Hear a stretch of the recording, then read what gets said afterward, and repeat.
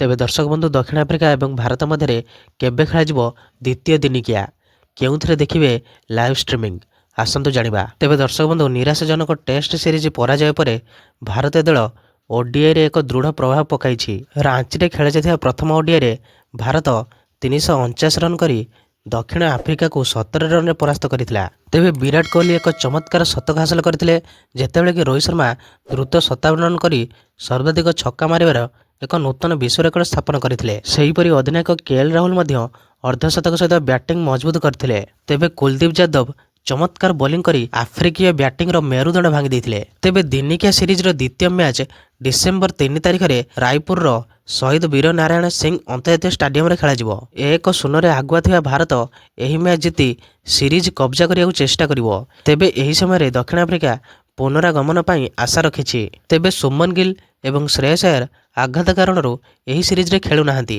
जहा फल केएल राहुल अधिनायक दायित्व नहीं। तेबे रोहित शर्मा एवं विराट कोहली उपस्थिति सहित दलर बैटिंग लाइनअप बहुत मजबूत देखा जाउछि। तेबे भारत बनाम दक्षिण Africa ODI series star sports network रे प्रसारित हेउछि। तेबे भारत बनाम दक्षिण आफ्रिकार द्वितीय दिनिकिया मैच 3 तारिख दिन 1:30 रे आरंभ हेबो एवं डिजिटल दर्शक माने जियो हॉटस्टार ऐप वेबसाइट रे लाइव स्ट्रीमिंग देख पारिबे। तेबे एही भली प्रकार वीडियो देखिया पई आपण माने एही चैनल को सब्सक्राइब कर दियंतु, कारण एही भली प्रकार वीडियो आपण माने एही चैनल रे देखियो पाइबे। तेबे रहिली जय जगन्नाथ स्वामी।